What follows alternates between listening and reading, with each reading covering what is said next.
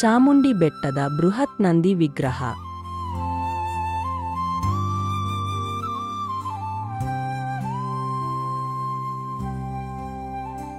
ಕರ್ನಾಟಕ ರಾಜ್ಯದ ಮೈಸೂರು ಜಿಲ್ಲೆಯ ಕೇಂದ್ರ ಹಾಗೂ ಕರ್ನಾಟಕದ ಸಾಂಸ್ಕೃತಿಕ ರಾಜಧಾನಿ ಮೈಸೂರಿನ ಹೊರವಲಯದಲ್ಲಿರುವ ಮೈಸೂರು ಅರಸರ ಆರಾಧ್ಯ ದೈವ ಹಾಗೂ ಕುಲದೇವತೆಯಾದ ಚಾಮುಂಡಿಯ ಬೆಟ್ಟಕ್ಕೆ ಸಾಗುವ ಸೋಪಾನ ಮಾರ್ಗದ ಮಧ್ಯದಲ್ಲಿದೆ.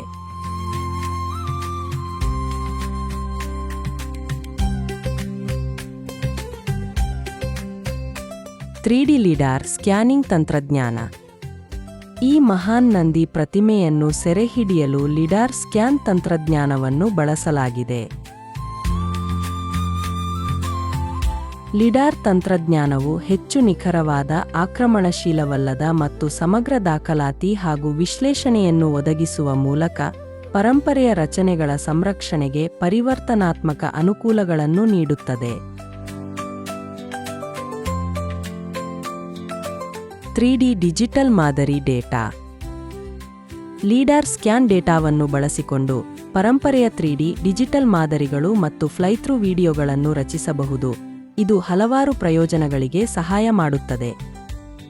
ಅವುಗಳೆಂದರೆ ಸಂರಕ್ಷಣೆ ಮತ್ತು ಪುನಃಸ್ಥಾಪನೆ, ವರ್ಧಿತ ಸಂರಕ್ಷಣೆ, ಪ್ರವೇಶಿಸುವಿಕೆ, ಸಂಶೋಧನಾ ಅವಕಾಶಗಳು, ಸುಧಾರಿತ ದಾಖಲೀಕರಣ ಮತ್ತು ವರ್ಚುವಲ್ ಪ್ರದರ್ಶನಗಳು.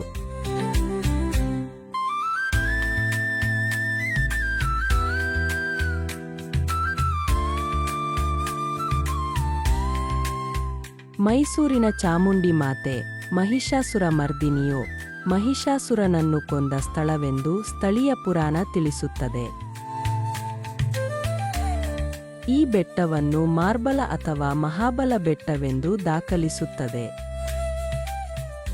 ಚಾಮುಂಡಿ ಬೆಟ್ಟದಲ್ಲಿರುವ ಈ ನಂದಿಯ ಶಿಲ್ಪವು ಮೈಸೂರಿನ ಪ್ರಮುಖ ಪ್ರವಾಸಿ ಆಕರ್ಷಣೆಗಳಲ್ಲಿ ಒಂದಾಗಿದೆ.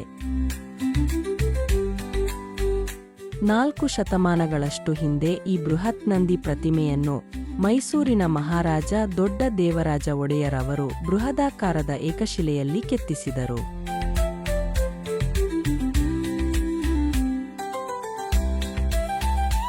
ಸಾಮಾನ್ಯ ಶಕೆ 1659ರಲ್ಲಿ ಮೈಸೂರು ರಾಜಮನೆತನದ ಪ್ರಮುಖ ರಾಜರಾದ ದೊಡ್ಡ ದೇವರಾಜ ಒಡೆಯರು ಚಾಮುಂಡಿ ಬೆಟ್ಟಕ್ಕೆ ಮೆಟ್ಟಿಲುಗಳನ್ನು ನಿರ್ಮಾಣ ಮಾಡಿಸಿದರು.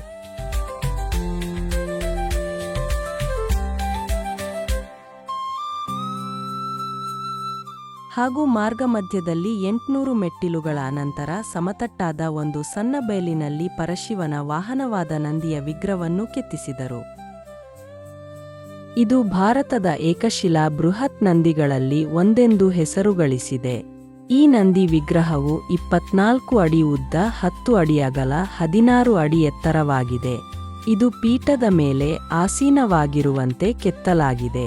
ಸೂಕ್ಷ್ಮ ಕೆತ್ತನೆಗೆ ಮತ್ತು ಅಲಂಕಾರಕ್ಕೆ ಈ ನಂದಿಯು ಹೆಸರಾಗಿರುವುದಲ್ಲದೆ ಕಾಲ್ಗಡಗ ಮತ್ತು ಗಂಟೆಗಳ ಮಾಲಿಕೆಯ ಕೆತ್ತನೆಗೂ ಪ್ರಖ್ಯಾತವಾಗಿದೆ.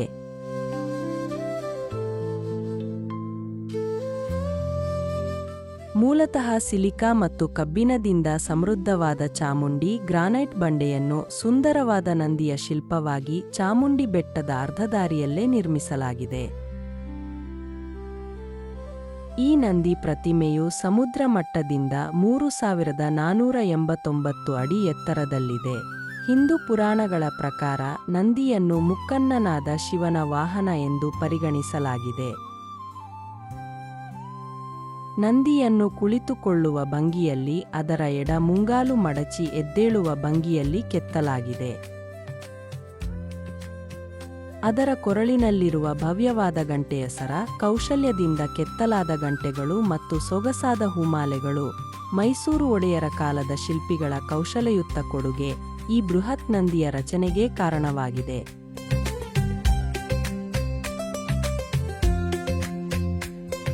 ನಂದಿಯ ಕಿವಿಗಳು ಆತನು ಏನನ್ನೋ ಗಮನವಿಟ್ಟು ಆಲಿಸುವಂತೆ ತೋರಿಸಲಾಗಿದೆ. ಮುಖದ ಅಭಿವ್ಯಕ್ತಿಯು ಸುಂದರವಾಗಿದ್ದು ನೋಡುಗರನ್ನು ಅದ್ಭುತವಾಗಿ ಮೋಡಿ ಮಾಡುವ ಸಂತೋಷದಿಂದ ತುಂಬಿದೆ. ಈ ನಂದಿಯು ರಚನೆಯಾದಾಗಿನಿಂದಲೂ ನಿರಂತರವಾಗಿ ಪೂಜೆಗೊಳ್ಳುತ್ತಲಿದೆ. ಬೃಹತ್ ನಂದಿಯ ವಿಗ್ರಹವು ಬಯಲಿನಲ್ಲಿದೆ. ವಿಶೇಷ ದಿನಗಳಲ್ಲಿ ಅಭಿಷೇಕ ಮಾಡಲು ಸಾರುವೆ ನಿರ್ಮಿಸಲಾಗುತ್ತದೆ. ಇಲ್ಲವಾದರೆ ನಿತ್ಯದ ದಿನಗಳಲ್ಲಿ ಅರ್ಚಕರು ಮುಂಭಾಗದಲ್ಲಿ ನಿಂತು ನಂದಿಯ ಪಾದಗಳಿಗೆ ಪೂಜೆ ಮಾಡುತ್ತಾರೆ.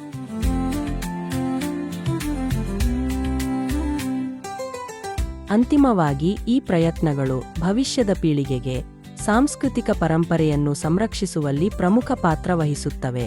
ಅತ್ಯಾಧುನಿಕ ತಂತ್ರಜ್ಞಾನವನ್ನು ಬಳಸುವ ಮೂಲಕ ನಾವು ನಮ್ಮ ಹಂಚಿಕೆಯ ಇತಿಹಾಸವನ್ನು ರಕ್ಷಿಸಬಹುದು, ಶಿಕ್ಷಣವನ್ನು ಸುಗಮಗೊಳಿಸಬಹುದು ಹಾಗೂ ನಮ್ಮ ಶ್ರೀಮಂತ ಮತ್ತು ವೈವಿಧ್ಯಮಯ ಪರಂಪರೆಗೆ ಜಾಗತಿಕ ಪ್ರವೇಶವನ್ನು ಖಚಿತಪಡಿಸಿಕೊಳ್ಳಬಹುದು. ಇದು ವೈಜ್ಞಾನಿಕ ಸಂಶೋಧನೆ ಹಾಗೂ ಸಾರ್ವಜನಿಕ ಮೆಚ್ಚುಗೆ ಎರಡಕ್ಕೂ ಪ್ರಬಲ ಸಾಧನವಾಗಿದೆ. ಈ ನಂದಿ ಪ್ರತಿಮೆಯನ್ನು ಕರ್ನಾಟಕದ ಪುರಾತತ್ವ ಇಲಾಖೆ ಸಂಪೂರ್ಣವಾಗಿ ಡಿಜಿಟಲೀಕರಣಗೊಳಿಸಿದೆ. ಧನ್ಯವಾದಗಳು.